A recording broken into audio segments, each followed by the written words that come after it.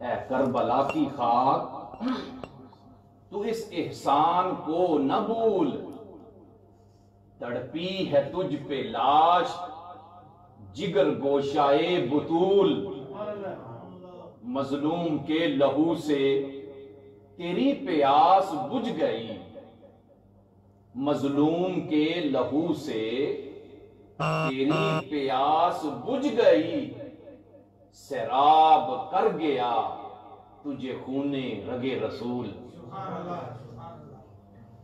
حضرت محترم حضرت سیدنا عبداللہ ابن عباس رضی اللہ تعالی عنہما فرماتے ہیں کہ اللہ کے پیارے نبی کا یہ معمول مبارک تھا کہ آپ نماز فجر پڑھا کر اپنا رخ انور صحابہ کرام کی طرف کرتے تھے۔ صحابہ کرام اللہ کے پیارے نبی کے رخ والضحیٰ کی زیارت کرتے تھے، اللہ کے نبی کی زبان سے نکلنے والے کلمات سماعت کرتے تھے، اور اگر کسی کو کوئی حاجت ہوتی وہ اللہ کی نبی کی بارگاہ میں حاضر ہو کر اپنی حاجت پیش کرتا، اللہ کے پیارے نبی اس کی حاجت کو پورا کرتے۔ حضور کا روز کا یہ معمول تھا، لیکن 5 شعبان 4 ہجری اللہ کے نبی نے نماز فجر پڑھائی۔ نماز فجر پڑھانے کے بعد آج اللہ کے نبی نے معمول کے مطابق اپنا چہرہ صحابہ کرام کی طرف نہ کیا، بلکہ اللہ کے نبی فوراً اٹھے، حضرت امام علی کو ساتھ لیا اور حضرت فاطمہ الزہرا رضی اللہ تعالی عنہا کے گھر کی طرف چل دیے۔ جب خاتون جنت حضرت سیدہ فاطمہ الزہرا رضی اللہ تعالی عنہا کے گھر پہنچے، اللہ کے نبی نے فرمایا اے علی دروازے پہ کھڑا ہو جا، میری اجازت کے بغیر آج کوئی میری بیٹی کے گھر میں داخل نہیں ہوگا۔ آج رب نے مجھے نواسا عطا کیا ہے، آج رب نے مجھے حسین عطا کیا ہے، اس لیے آج میری اجازت کے بغیر کوئی اندر نہیں آئے گا۔ یہ میں آپ کو جامع المعجزات کی روایت بیان کر رہا ہوں۔ حضرت امام علی فرماتے ہیں میں دروازے پہ کھڑا ہو گیا، اللہ کے نبی اندر تشریف لے گئے، صحابہ کرام مسجد نبوی میں بیٹھ کے انتظار کر رہے ہیں، ہو سکتا ہے حضور ابھی واپس آ جائیں، ابھی واپس آ جائیں، آپ کے رخ والضحیٰ کا آج دیدار نہیں ہوا، شاید دیدار ہو جائے۔ وقت گزرتا گیا، اللہ کے نبی واپس تشریف نہ لائے۔ اللہ کے نبی کے پیارے یار حضرت ابو بکر صدیق سے نہ رہا گیا، سوچنے لگے میں اپنے دن کا آغاز اللہ کے نبی کے چہرے کے دیدار سے کرتا ہوں، مجھے دیدار نہیں ہو رہا، میں جا کے اللہ کے نبی کا دیدار کرتا ہوں۔ حضرت فاطمہ الزہرا کے گھر آئے، دیکھا آج علی دروازے پہ کھڑا ہے۔ علی دروازے پہ کھڑے ہو، اللہ کے نبی نے حکم دیا ہے میری اجازت کے بغیر آج کوئی اندر نہیں آ سکتا۔ حضرت ابوبکر صدیق نے سنا، کہنے لگے ٹھیک ہے میں ابھی ساتھ انتظار کرتا ہوں۔ اب حضرت امام علی اور حضرت ابوبکر صدیق دروازے پہ کھڑے ہیں، گفتگو شروع ہوتی ہے۔ حضرت امام علی فرماتے ہیں ابو بکر میں تجھے ایک بات نہ بتاؤں؟ فرمایا بتاؤ۔ فرمایا رب نے مجھے آج بیٹا عطا کیا ہے، آج رب نے مجھے حسین عطا کیا ہے، میں کیا دیکھ رہا ہوں؟ آسمان سے فرشتے میرے گھر میں داخل ہو رہے ہیں۔ اللہ کے نبی کو میرے بیٹے کی پیدائش کے اوپر آسمان کے فرشتے آج مبارکباد دے رہے ہیں۔ علی تو فرشتوں کو دیکھ رہا ہے؟ فرمایا میں فرشتوں کو صرف دیکھ ہی نہیں رہا، جو فرشتے آپس میں گفتگو کر رہے تھے میں ان کی گفتگو بھی سن رہا تھا۔ پوچھا کیا گفتگو کر رہے تھے؟ کہنے لگے فرشتے ایک دوسرے کو کہہ رہے تھے 4,24,000 فرشتے اب تک حضرت امام حسین کی مبارکباد کے لیے رب کی طرف سے حضرت فاطمہ الزہرا کے گھر میں آ چکے ہیں۔ حضرت ابو بکر صدیق نے جب سنا خوش ہو گئے۔ رب نے علی کو وہ قوت سماعت عطا فرمائی، وہ قوت بصارت عطا فرمائی۔ آنکھیں علی کی ہیں، آسمان سے نازل ہونے والے فرشتوں کو دیکھ رہے ہیں۔ کان علی کے ہیں، فرشتوں کی گفتگو کو اپنے کانوں سے وہ سن رہے ہیں۔ سیدنا ابو بکر صدیق بڑے خوش ہوئے کہ میرے رب نے علی کو کتنا مقام عطا کیا۔ تھوڑی دیر کے بعد اچانک دروازہ کھلا، اللہ کے پیارے نبی باہر تشریف لے آئے۔ جب اللہ کے نبی باہر تشریف لائے تو جو حقیقی یار ہوتا ہے نا، جب وہ کسی کی کوئی اچھی بات سنتا ہے اس کو شیئر ضرور کرتا ہے یا نہیں؟ ابو بکر صدیق نے کیا سنا تھا جو حضرت امام علی نے کہا تھا؟ عرض کرتے ہیں اللہ کے پیارے نبی، میں آج آپ کو ایک بات عرض کرنا چاہتا ہوں۔ حضور نے فرمایا ابو بکر کیا کہنا چاہتا ہے؟ اللہ کے نبی، مجھے علی نے بتایا ہے کہ آج آسمان سے فرشتے مبارکباد کے لیے آئے تھے۔ اللہ کے نبی خوش ہو گئے۔ عرض کرتے ہیں اللہ کے نبی صرف یہی نہیں، مجھے علی نے بتایا ہے کہ 4,24,000 فرشتے نازل ہوئے تھے۔ اللہ کے نبی نے سنا، خوش ہو گئے کہ ابو بکر نے جب علی کی کمال اور فضیلت کو دیکھا، خوش ہو کر مجھے بیان کیا۔ حسد بغض سے کام نہیں لیا، بلکہ جو مقام رب نے علی کو دیا ہے ابو بکر وہ میرے سامنے بیان کر رہا ہے۔ حضور جب خوش ہو گئے تو فرمایا ابو بکر آ، میں تجھے اس سے بھی زیادہ بڑی بات ایک اور بتاتا ہوں۔ اللہ کے نبی وہ کیا؟ آپ فرماتے ہیں جب فرشتے نازل ہو رہے تھے تو ان فرشتوں کے ساتھ میں نے ایک ایسا فرشتہ دیکھا جس کے نہ ہاتھ تھے نہ پاؤں تھے نہ ہی اس کے پر تھے۔ میں نے اس کو پوچھا کہ تیرے نہ ہاتھ ہیں نہ پاؤں ہیں نہ پر ہیں، وجہ کیا ہے؟ وہ فرشتہ عرض کرتا ہے اللہ کے پیارے نبی، میں مقربین ملائکہ میں سے تھا۔ ایک دن اچانک آسمان دنیا کا تھوڑا سا دروازہ کھلا، میری نگاہ زمین پہ پڑی، اچانک میں نے کیا دیکھا کہ ایک آدمی نظر آیا جس کے ہاتھ اور پاؤں نہیں تھے، صرف میرے منہ سے یہ لفظ نکلے، اس زندگی کا کیا فائدہ جس زندگی میں نہ ہاتھ ہو نہ پاؤں ہو۔ میں نے صرف یہ کہا، یہ کہنے کی دیر تھی، اللہ تعالیٰ نے مجھے اس حالت میں کر دیا جس حالت میں آج آپ مجھے دیکھ رہے ہیں۔ حضور نبی کریم صلی اللہ علیہ وآلہ وسلم نے جب سنا خاموش ہو گئے۔ اب اپنی ذرا یہاں سے ایک نتیجہ اخذ کر لوں، ہم ہر روز اپنی زبان سے کیا کیا لفظ نہیں نکالتے،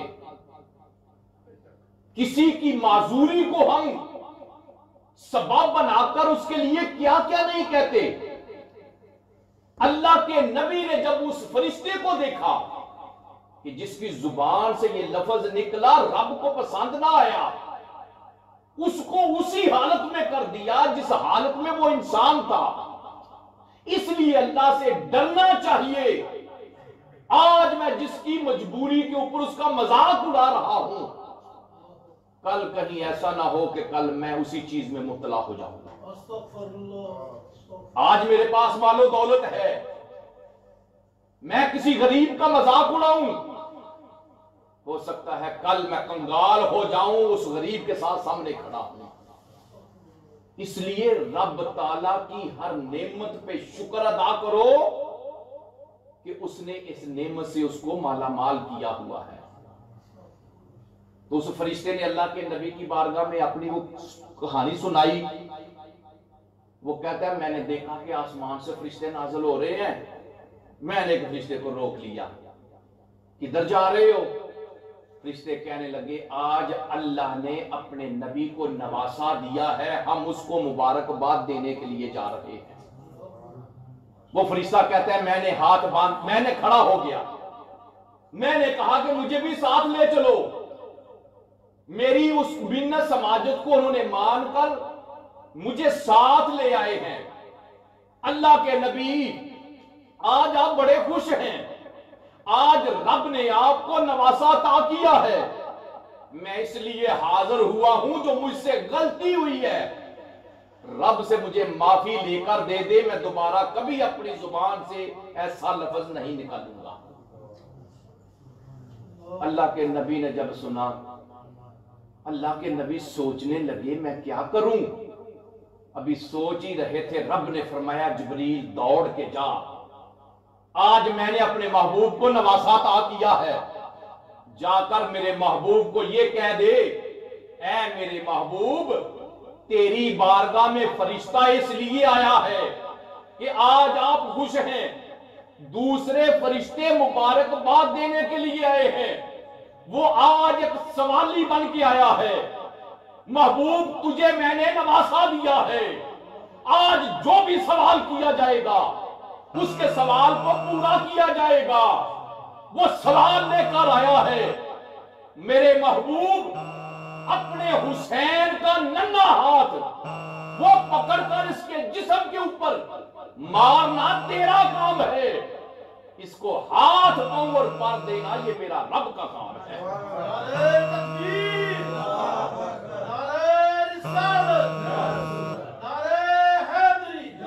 اللہ کے نبی نے حضرت امام حسین کا وہ کیا کہتے ہیں کہ معصوم سا ہاتھ، ننھا سا ہاتھ پکڑا، اس فرشتے کے جسم کے اوپر لگایا۔ اللہ کے نبی کے امام حسین کے ہاتھ کے لگانے کی دیر تھی، رب نے کرم کیا، ہاتھ بھی عطا ہوگے، پاؤں بھی عطا ہوگے، اور رب تعالیٰ نے اس کو پر بھی عطا کر دیے۔ تو وہ حسین جس کی پیدائش کے اوپر فرشتے آسمان سے مبارکباد دینے کے لیے آئے ہیں، وہ حسین جس کا ہاتھ فرشتے کو لگے رب خطائیں معاف کر دے، اس کو اپنی اصلی حالت میں لوٹا دے۔ اگر ہم اس حسین کا بیٹھ کر ذکر کریں گے رب تعالیٰ ہمیں کیسے محروم رکھے گا۔ حضرت امام حسین رضی اللہ تعالیٰ عنہ کہ جن کے بارے میں اللہ کے نبی فرمائے حسین منی و انا من الحسین، حسین مجھ سے، میں حسین سے، پھر وہ حسین جس نے بچپن اللہ کے نبی کے ساتھ اس طرح گزارا ہو، کبھی کاندھے کے اوپر بیٹھ کے سواری کرتے تھے، کبھی اللہ کے نبی کے جسم کے اوپر کھڑے ہو کر کھیلا کرتے تھے۔ جو بھی اہل محبت حضرت امام حسین کا ذکر کرتا ہے رب اس کو محروم کبھی نہیں کرتا۔ حضرت ابو ہریرہ رضی اللہ تعالی عنہ ایک دن حضرت امام حسین اپنی جوتی اتار کر مسجد میں جاتے ہیں تو حضرت ابو ہریرہ آپ کی جوتی پکڑ کر اس کی مٹی جھاڑ کر کٹھی کرنے لگے۔ حضرت امام حسین نے دیکھ کر کہا ابو ہریرہ یہ کیا کر رہے ہو؟ عرض کرتے ہیں حضور جو عظمت اور شان میں آپ کی جانتا ہوں اگر لوگوں کو پتا چلے وہ آپ کا قدم کبھی زمین کے اوپر لگنے نہ دیں۔ حضرت ابو ہریرہ فرماتے ہیں میں نے اپنی آنکھوں سے دیکھا ہے، ایک دفعہ بچپن میں حضرت امام حسین کے پاؤں اللہ کے نبی کے پاؤں کے اوپر تھے۔ جب بچپن میں بچے کو ہم کھلاتے ہیں نا، پیار کرتے ہیں، تو اللہ کے نبی اپنے نواسے سے کس طرح محبت کر رہے تھے۔ اللہ کے نبی نے اپنے پاؤں کے اوپر حضرت امام حسین کے پاؤں رکھ کے کھڑا کیا، پھر فرمایا حسین آ میرے جسم کے اوپر چڑھتا آ، چڑھتا آ۔ حضرت ابو ہریرہ فرماتے ہیں میں نے کیا دیکھا، اس نبوت والے سینے کے اوپر حضرت امام حسین کے پاؤں تھے۔ جب اللہ کے نبی کے سینے کے اوپر حضرت امام حسین پہنچے، اللہ کے نبی نے فرمایا حسین اپنا منہ کھول۔ جب منہ کھولا تو اپنی زبان مبارک حضرت امام حسین کے منہ کے اندر ڈال دی۔ حضرت امام حسین اللہ کے نبی کی زبان کو چوسنے لگے، اور اللہ کے نبی نے دعا کی اللہم انی احبہ، مولا میں تیرے حسین سے محبت کرتا ہوں، فاحبہ، مولا تو بھی اس سے محبت کر، یہ میرا محبوب ہے، تیرا بھی محبوب ہو جائے۔ کیونکہ نکاح نبوت جو دیکھ رہی تھی کہ یہ حسین ابھی ہے چھوٹا، لیکن میرے دین کی لاج یہی میرا حسین رکھے گا۔ اور ایک روایت میں ہے اللہ کے نبی فرماتے ہیں اللہم انی احبہ فاحبہ واحب من یحبہ، یا اللہ میں تیرے حسین سے محبت کرتا ہوں، تو بھی محبت کر، اور جو جو میرے حسین سے محبت کرے تو اس سے بھی محبت کر۔ ہمارے پاس تو صرف یہی آخری ذخیرہ ہے کہ ہم حضرت امام حسین سے محبت کرتے ہیں، ہم امام حسین کا نام محبت سے لیتے ہیں۔ کیوں؟ جس نے حضرت امام حسین سے محبت کی اللہ کے نبی کے حکم کے مطابق رب اس کو اپنا ضرور محبوب بنائے گا۔ دنیا میں کوئی ایسا انسان ہے جس کا نسب حضرت امام حسین جیسا ہو؟ کوئی ایک مثال، 1,24,000 انبیاء کرام آئے، حضرت سیدنا آدم علیہ السلام سے لے کر آج تک، آج سے لے کر قیامت تک کوئی ایسا انسان نہیں جس کا نسب حضرت امام حسین جیسا ہو۔ بیت المال میں کافی مال و دولت اکٹھا ہوا، امیر المومنین خلیفہ دوم حضرت سیدنا عمر فاروق رضی اللہ تعالی عنہ کا دور خلافت جب مال اکٹھا ہوا تو حضرت امام حسن گئے، حضرت امیر المومنین نے 1,000 درہم خدمت میں پیش کیے۔ حضرت امام حسین آئے، 1,000 درہم پیش کیے۔ تھوڑی دیر کے بعد آپ کے صاحبزادے حضرت عبداللہ آئے تو حضرت امیر المومنین نے 500 درہم دی۔ حضرت عبداللہ نے جب 500 درہم لیے تو عرض کرتے ہیں ابا جی یہ کیسا انصاف، میں امیر المومنین کا بیٹا، مجھ سے پہلے حسن اور حسین آئے، آپ نے 1,000 درہم دیے، مجھے 500 درہم دے رہے ہیں۔ حضرت امیر المومنین کہنے لگے اے عبداللہ تیرے اس کہنے سے مجھے روحانی کوفت ہوئی ہے، جا حسین اور حسن جیسا نسب تو لے آ، عمر تیرے ساتھ وعدہ کرتا ہے کہ تجھے بھی ان کے برابر پیسے ملیں گے، جا کوشش کر لے۔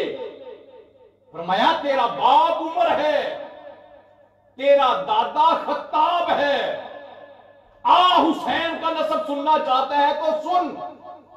ان کے نانا جان دو جہاں کے سردار ہیں، نبیوں کے امام ہیں، ان کی نانی خدیجۃ الکبریٰ ہے، ان کے دادا ابو طالب ہیں، ان کی دادی فاطمہ بنت اسد ہیں، ان کے باپ ولیوں کے سردار علی المرتضیٰ ہیں، ان کی ماں جنتی عورتوں کی سردار فاطمہ الزہرا ہے، اس کے ماموں اللہ کے نبی کے بیٹے ہیں، ان کی خالائیں اللہ کے نبی کی بیٹیاں ہیں، اور اس کی پھپھی زینب بنت علی المرتضیٰ ہے۔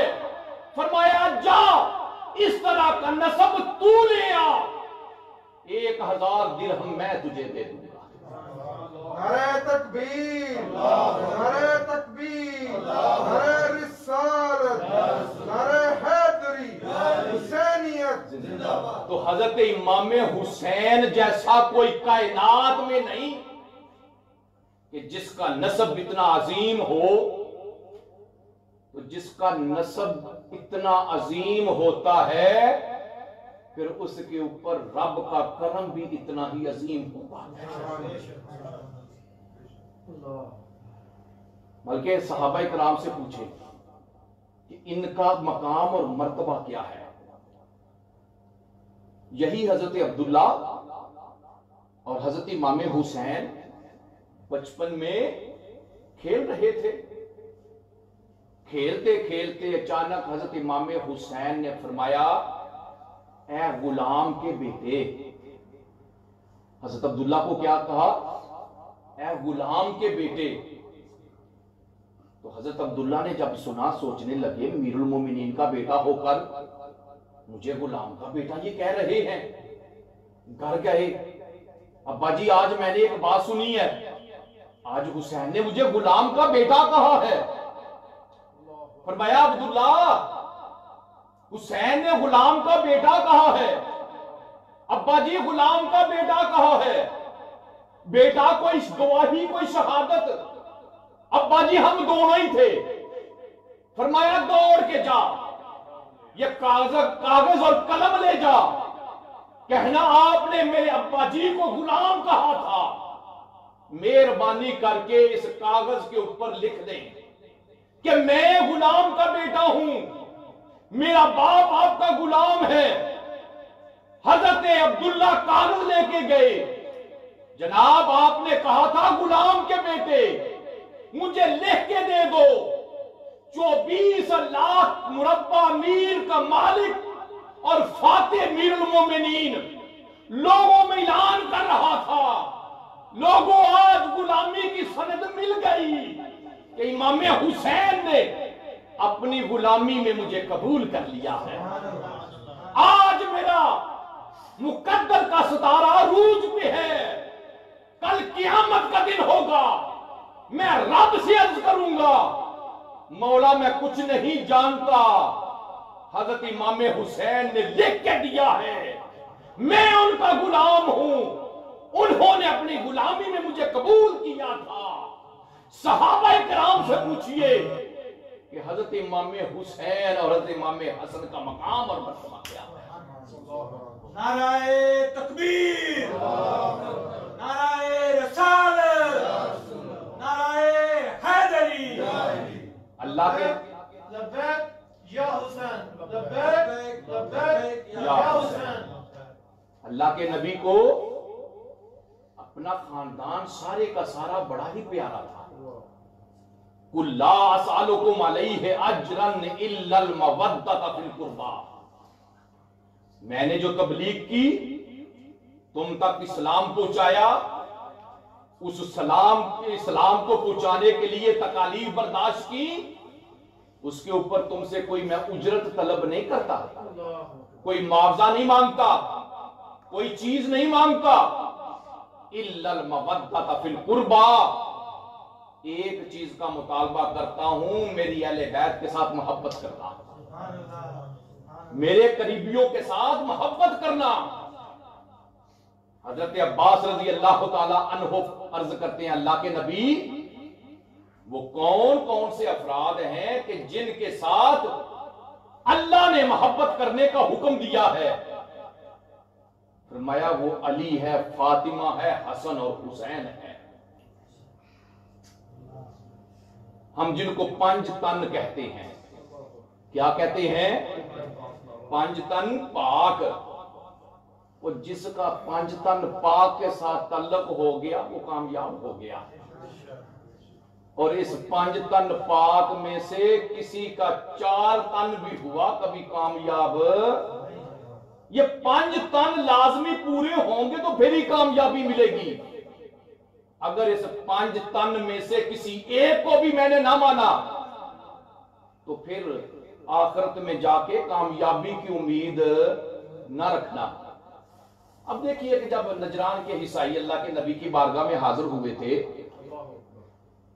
مناظرہ کرنے کے لیے، تو اللہ کے نبی نے انہوں نے کہا کہ آپ حضرت عیسیٰ علیہ السلام کے بارے میں کیا کہتے ہیں؟ تو اللہ کے نبی نے فرمایا اللہ کے بندے ہیں، اللہ کے رسول ہیں، کلمۃ اللہ ہیں۔ حضور نے فرمایا تم کیا عیسیٰ علیہ السلام کے بارے میں خیال اور تصور کرتے ہو، عقیدہ رکھتے ہو؟ کہنے لگے جی وہ اللہ کے بیٹے ہیں۔ حضور نے فرمایا تو دلیل؟ فرمایا جی دلیل یہ ہے کہ وہ بغیر باپ کے پیدا ہوئے تھے۔ گویا کہ عیسائیوں کے نزدیک جو بغیر باپ کے پیدا ہو وہ کیا ہے؟ اللہ کا بیٹا۔ حضور نے جب سنا تو فرمایا کہ تمہارے نزدیک بغیر باپ کے پیدا ہونا دلیل ہے کہ وہ اللہ کا بیٹا ہے، تو پھر تمہارا حضرت آدم علیہ السلام کے بارے میں کیا خیال ہے جو باپ اور ماں دونوں کے بغیر پیدا ہوا تھا؟ حالانکہ تم بھی آدم علیہ السلام کو اللہ کا بیٹا نہیں مانتے۔ اگر بغیر باپ کے پیدا ہونا بیٹا ہونے کی دلیل ہے تو پھر آدم بدرجہ اولا اللہ کے بیٹے ہیں، کیونکہ وہ بغیر ماں اور باپ کے پیدا ہوئے ہیں۔ کہنے لگے جی نہیں، ہم آپ کے ساتھ مبالغہ کرنا چاہتے ہیں۔ اللہ کے نبی نے فرمایا ٹھیک ہے۔ رب تعالیٰ نے قرآن نازل کر دیا، فَقُلْ تَعَالَوْا نَدْعُ أَبْنَاءَنَا وَأَبْنَاءَكُمْ وَنِسَاءَنَا وَنِسَاءَكُمْ وَأَنفُسَنَا وَأَنفُسَكُمْ۔ فرمایا محبوب پھر کہہ دے ان کو کہ تم اپنے گھر والوں کو لے آؤ، ہم اپنے گھر والوں کو لے آتے ہیں، تم اپنے بیٹوں کو لے آؤ، ہم اپنے بیٹوں کو لے آتے ہیں، تم بھی آ جاؤ، ہم بھی آ جاتے ہیں، ثم نبتہل، پھر ہم مبالغہ کریں گے، فَنَجْعَلْ لَعْنَتَ اللَّهِ عَلَى الْكَاذِبِينَ، پھر جو جھوٹا ہوگا اس کے اوپر اللہ کی لعنت کریں گے۔ رب نے قرآن نازل کر دیا، محبوب جس کو تو اپنا کہتا ہے نا اس کو ساتھ تو لے جا۔ رب کہہ رہا تھا کہ جو اپنا ہے اس کو لے جا، تو کیا اس وقت امہات المومنین موجود تھیں یا نہیں تھیں؟ حضور کے صحابہ اکرام موجود تھے یا نہیں تھے؟ تو مبالغے کے لیے نظر پڑی تو کس کے اوپر پڑی؟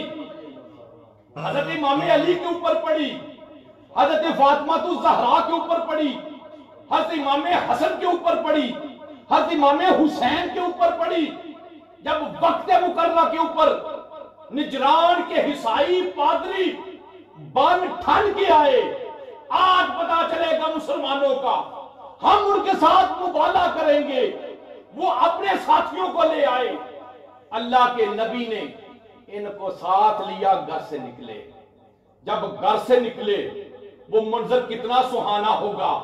اللہ کے نبی آگے آگے جا رہے ہیں، اللہ کے نبی کے پیچھے حضرت امام علی تھے، حضرت فاطمہ تھی، حضرت امام حسن اور حسین تھے۔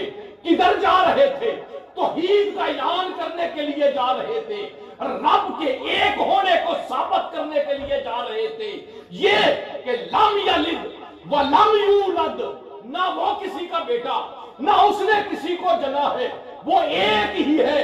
ثابت کرنے کے لیے گھر سے نکلتے ہیں، جب گھر سے نکلے اور نجران کے عیسائی اپنی جگہ پہ بیٹھ کے انتظار کر رہے ہیں، لیکن دیکھنے والے نے کیا دیکھا کہ جب یہ قافلہ گھر سے نکلا اس کے نور کی شعائیں زمین سے آسمان کی طرف نکل رہی تھی۔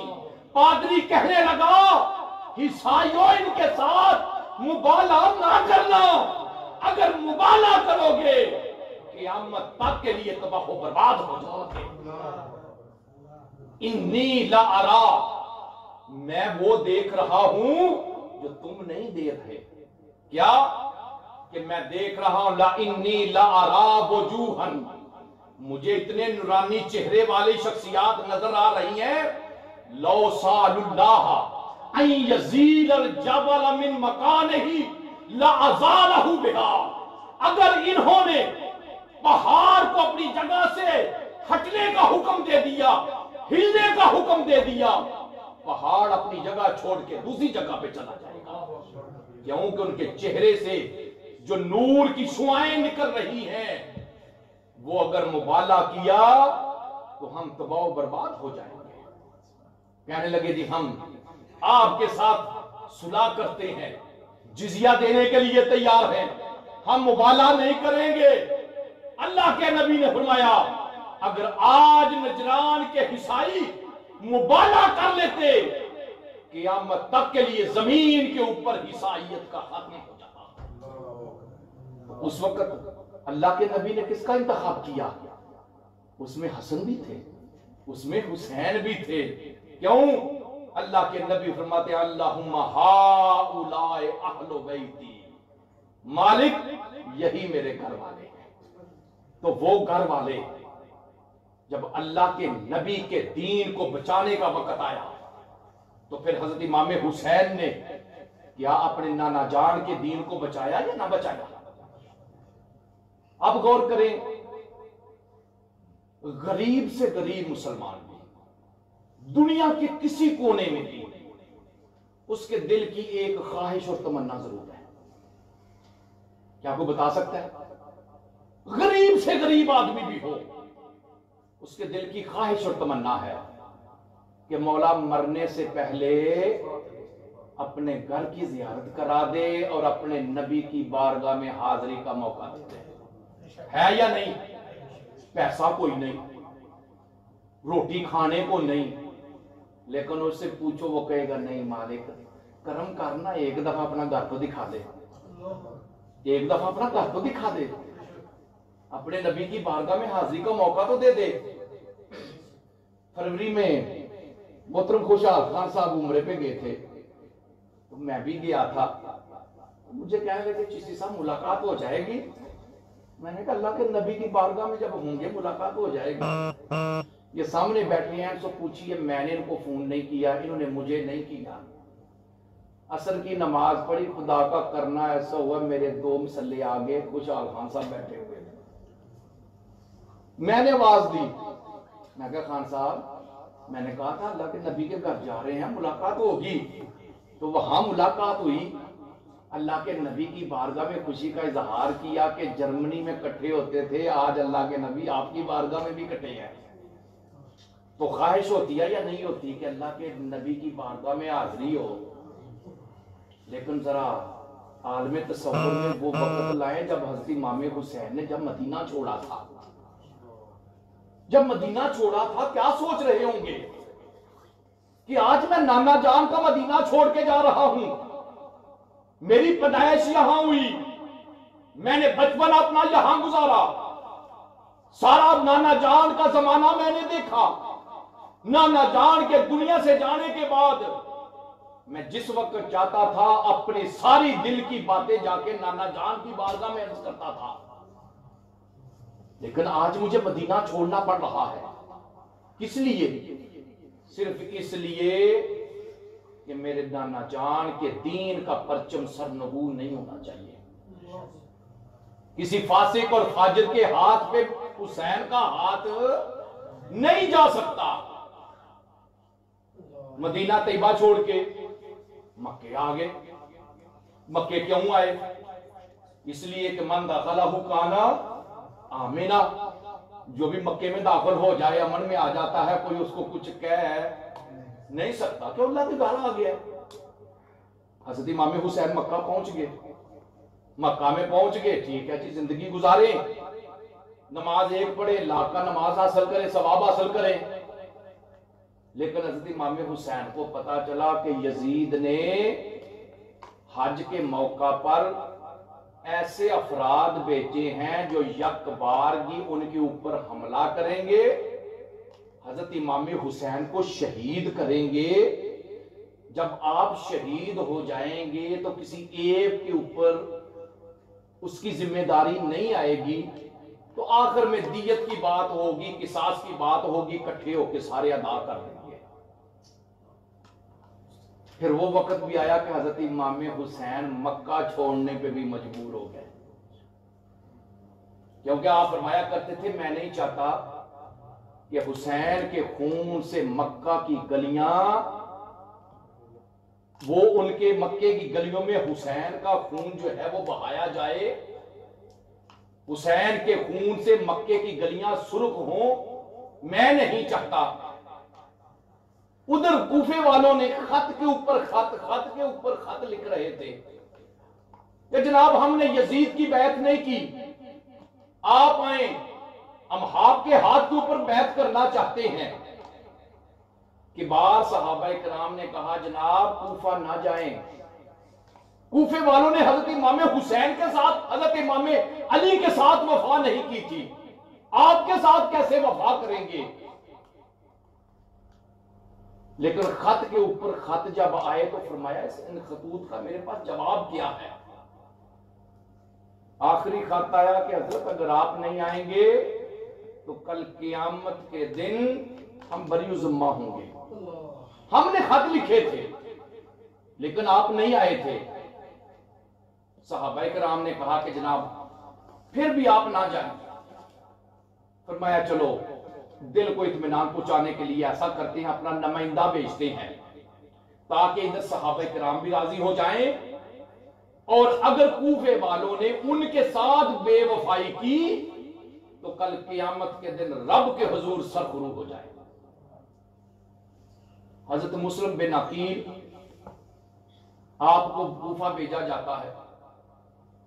کوفہ بھیجنے کے بعد آپ نے جب وہاں کے حالات دیکھے تو خط لکھا کہ جناب 40,000 افراد آپ کے نام پر بیعت کر چکے ہیں، آپ جلدی تشریف لے آئیں. جب یہ خط حضرت امام حسین تک پہنچا تو پھر آپ نے اس کے بعد صحابہ کرام کو کہا کہ اب دیکھیے اب تو کوئی گنجائش بھی نہیں ہے، مسلم بن عقیل کا خط بھی آ گیا ہے، اب ہمیں جانا پڑے گا. لیکن تقدیر کا بھی کوئی فیصلہ ہوتا ہے. یہ رب تعالیٰ کی طرف سے سارے معاملات بنتے جا رہے تھے، کیونکہ جس چیز کی بشارت اللہ کے نبی نے دی تھی وہ پوری ہونی تھی یا نہیں ہونی تھی؟ ہونی تھی یا نہیں ہونی تھی؟ حضرت امام حسین بچپن میں تھے چھوٹے سے، تو ایک دن اللہ کے نبی کی گود میں بیٹھ کر اس طرح کھیل رہے تھے کہ اپنی انگلیاں اللہ کے نبی کی داڑھی کے اندر داخل کر رہے تھے. قربان جاؤں حسین آپ کے اوپر کہ اللہ کے نبی کی داڑھی کے بال آپ اپنے ہاتھوں کے ساتھ مس کرتے تھے. بڑے اللہ کے نبی خوش. اچانک اللہ کے نبی کی آنکھوں میں آنسو آ گئے. حضور کی چچی حضرت ام فضل بیٹھی ہوئی تھی، عرض کرتی ہیں اللہ کے پیارے نبی کیا وجہ ہے؟ ابھی آپ حسین کے ساتھ اتنے خوش تھے، ابھی آنکھوں سے آنسو. فرمایا آتانی جبریل، جب میں حسین کے ساتھ بڑا خوش تھا نا تو جبریل امین میرے پاس آئے.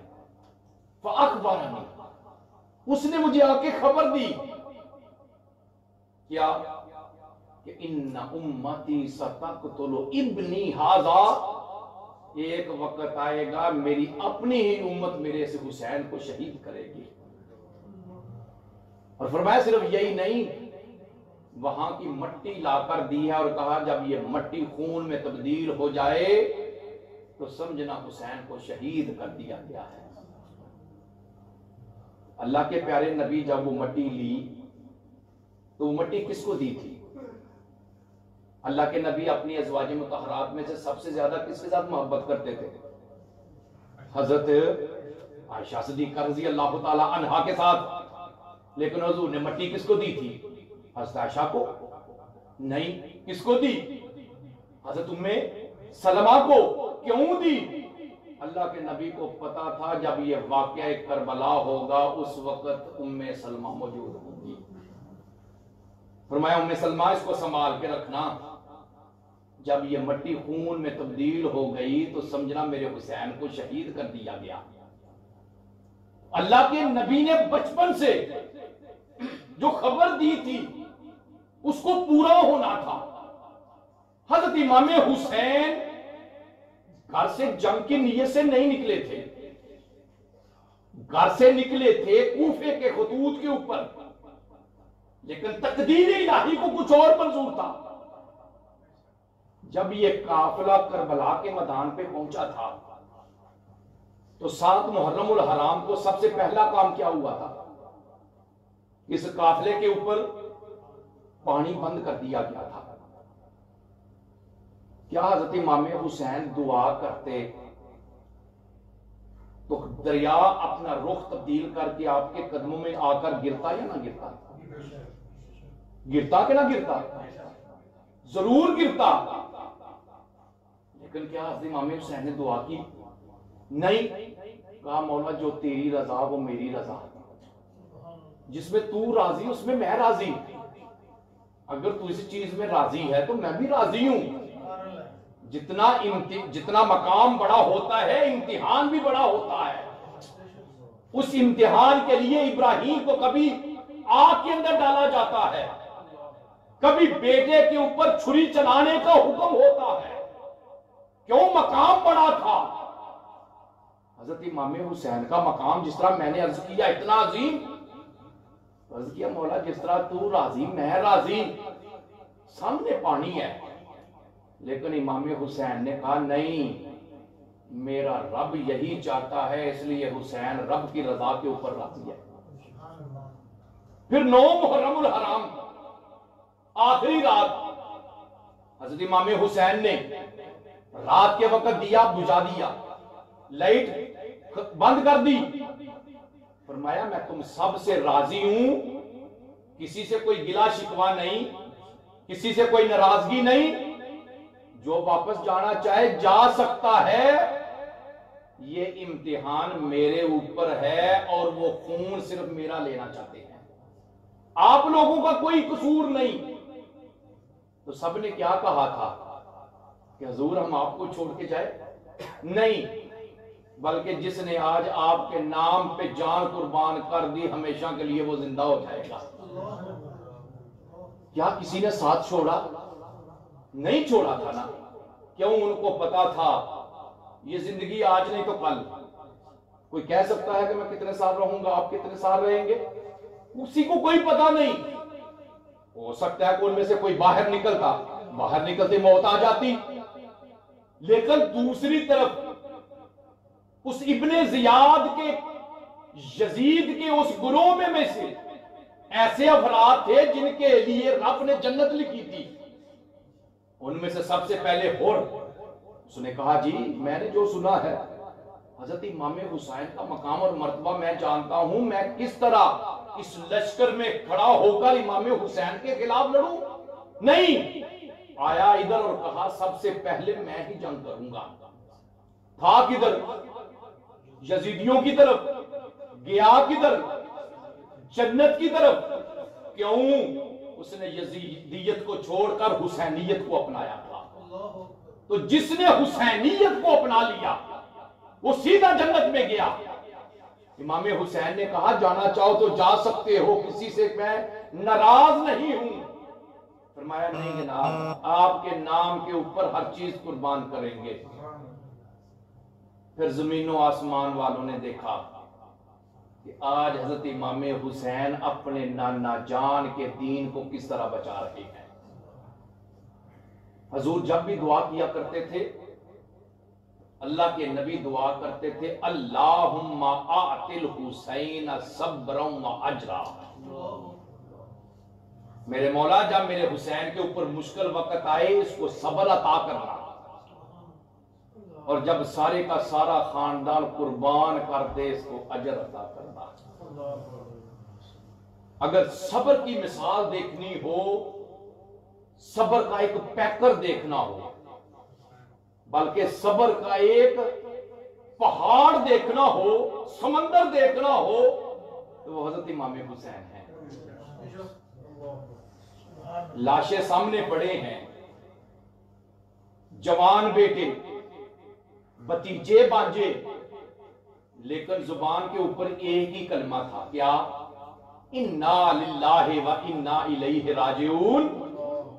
مولا شکر ہے تجھے میرے اس چھوٹے بیٹے کی قربانی قبول تیری بارگاہ میں ہو گئی۔ اور پھر رب نے اجر کیسے دیا؟ وہ یزید چاہتا تھا کہ شاید اس طرح میرا نام زندہ رہے گا، یزید کا نام ہمیشہ ہمیشہ کے لیے ختم ہو گیا، اور حضرت امام حسین کا نام آج بھی زندہ ہے اور قیامت تک زندہ رہے گا۔ آج جب باپ کو رب تعالیٰ بیٹا دیتا ہے وہ اپنے بیٹے کا نام حسین رکھتا ہے۔ پوچھا تو حسین کیوں نام رکھ رہا ہے؟ فرمایا اس لیے میں حسین نام رکھ رہا ہوں، اس کی نسبت اللہ کے نبی کے نواسے کے ساتھ ہو جائے گی، اور جس کی نسبت اللہ کے نبی کے نواسے کے ساتھ ہو گئی اس نام کے صدقے رب تعالیٰ میرے بچے کو بھی عظیم مقام عطا فرمائے گا۔ نعرہ تکبیر، اللہ اکبر، نعرہ رسالت، نعرہ حیدری۔ جب سارے کے سارے شہید ہو گئے، اختصار کے ساتھ حضرت امام حسین رضی اللہ تعالی عنہ اکیلے رہ گئے۔ اس وقت حضرت امام حسین رضی اللہ تعالی عنہ کی حالت یہ تھی کہ آپ ایسے دوراہے پہ کھڑے تھے کہ جہاں سے دو راستے نکلتے تھے۔ ایک راستہ کیا تھا کہ اطاعت کر لیتے، کیا ملتا؟ گورنری مل جاتی، عزت ملتی، پروٹوکول ملتا، خدمت گزار ملتے، لیکن کیا نتیجہ نکلتا؟ نانا جان کے دین کا پرچم ہمیشہ کے لیے سرنگوں ہو جاتا۔ کوئی کہنے والا کہہ سکتا تھا کہ دیکھو جی حضرت امام حسین نے اس وقت یزید کو تسلیم کر لیا تھا اپنی جان بچانے کے لیے، کیونکہ جان بچانی بھی فرض ہے، کوئی کہہ سکتا تھا۔ اور آج کوئی بھی جب کسی فاسق اور فاجر کے ہاتھ میں ہاتھ دیتا ہے، اس کی حمایت کا اعلان کرتا ہے، کسی کے پاس کوئی دلیل نہیں تھی کہ اس کو رد کیا جائے۔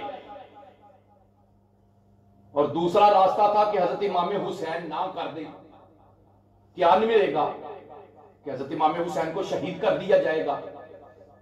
تو حضرت امام حسین نے کون سا راستہ اپنایا؟ فرمایا یہ حسین کا ہاتھ یزید کے ہاتھ میں نہیں جا سکتا۔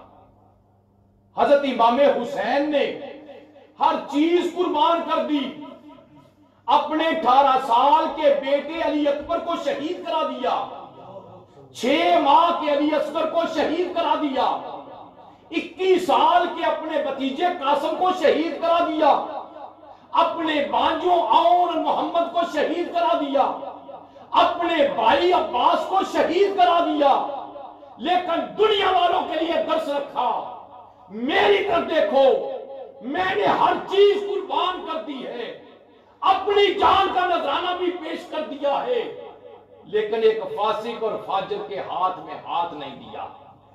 اے دنیا والوں، جب کبھی وقت آئے حق کے اوپر ڈٹ جاؤ، جب حق کے اوپر ڈٹ جاؤ گے کامیابی تمہارے قدم چومے گی، لیکن اگر باطل کے سامنے ایک دفعہ جھک گئے پھر ساری زندگی کبھی سر نہیں اٹھا سکو گے۔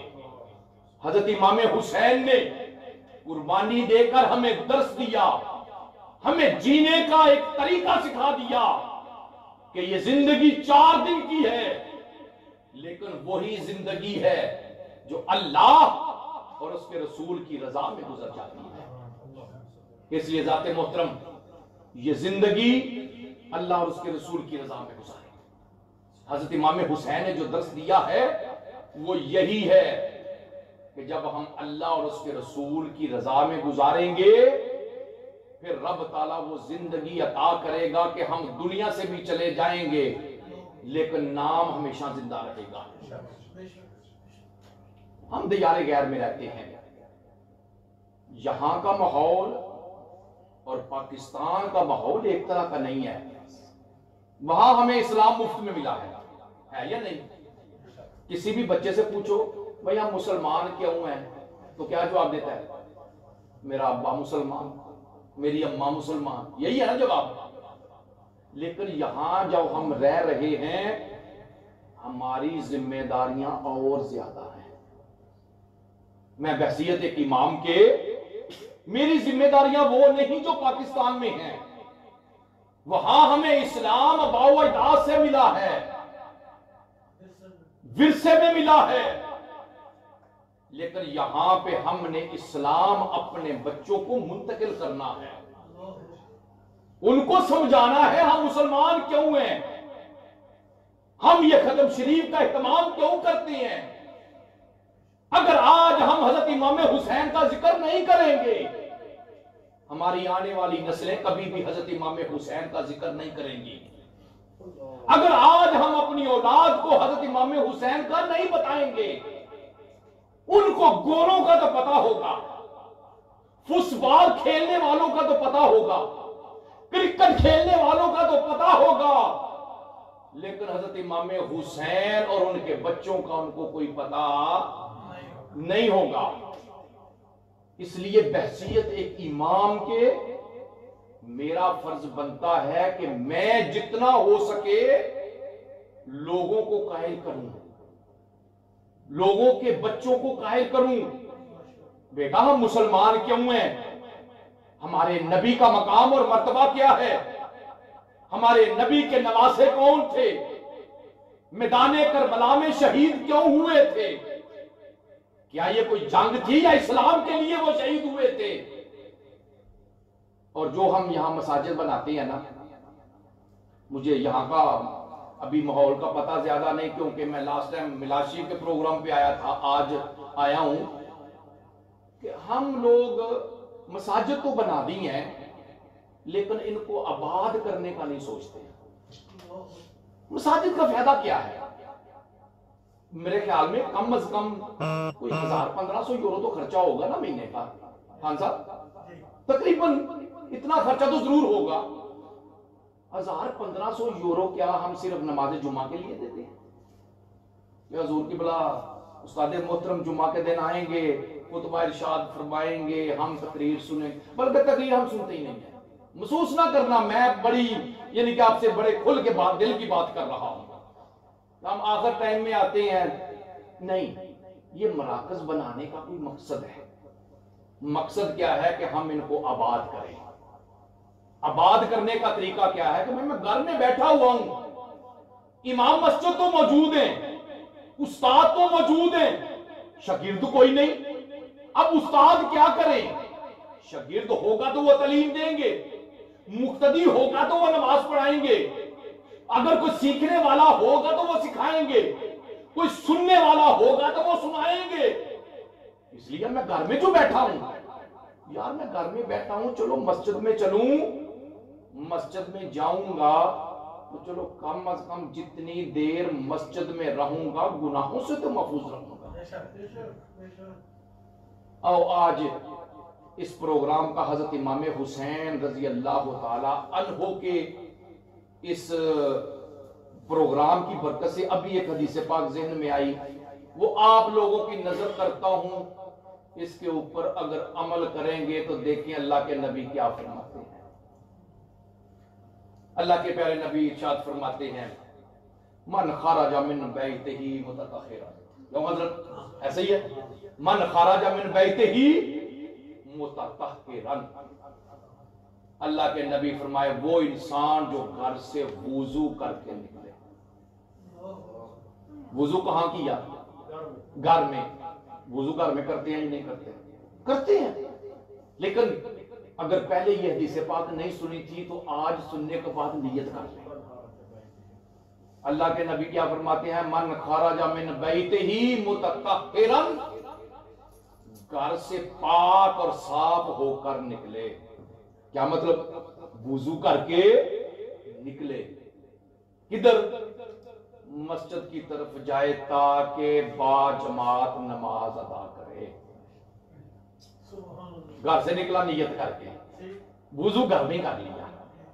اللہ کے نبی فرماتے ہیں جو گھر سے نیت کر کے کہ میں مسجد میں جا کے فرض نماز ادا کروں، اس انسان کو ایک حج، ایک عمرہ اور ایک جہاد کرنے والے کے برابر ثواب عطا کیا جاتا ہے. ہر روز ہم آتے ہیں، نیت نہیں کرتے. آج کے بعد جب بھی آئیں نیت کر لیں مولا تیرے گھر کی طرف جا رہا ہوں نماز پڑھنے کے لیے. اللہ کے نبی فرماتے ہیں جس طرح ایک احرام باندھنے والے حاجی کو اجر اور ثواب دیا جاتا ہے، اجرہو کا اجر الحاج المحرم، احرام باندھنے والے حاجی کو جو ثواب ہوتا ہے نا، اللہ تعالیٰ وہی ثواب اس کو عطا فرماتے ہیں.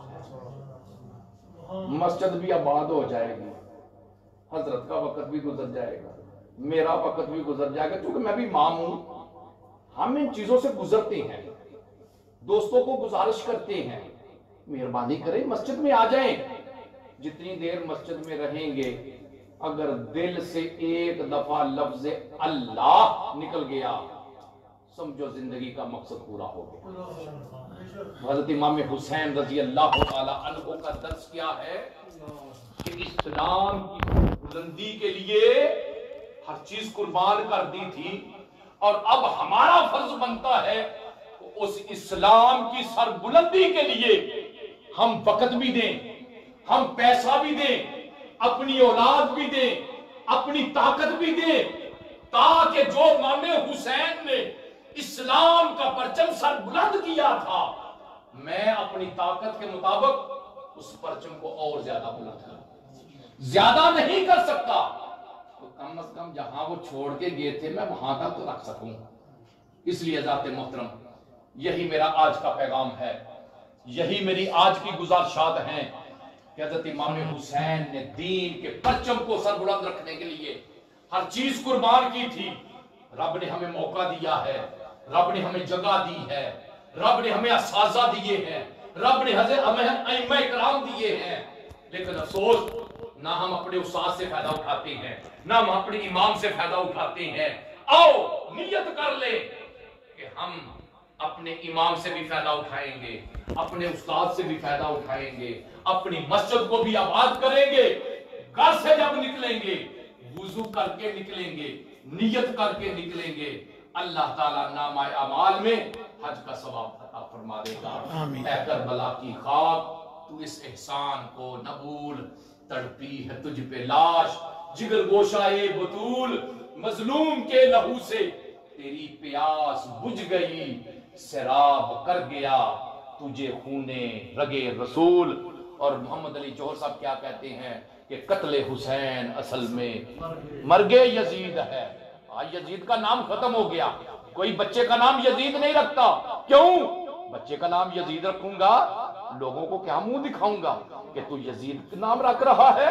وہ یزید جس نے امام حسین کو قتل کیا، شہید کیا تھا. فرمایا قتل حسین اصل میں مرگ یزید ہے. اسلام زندہ ہوتا ہے ہر کربلا کے بعد. وما علینا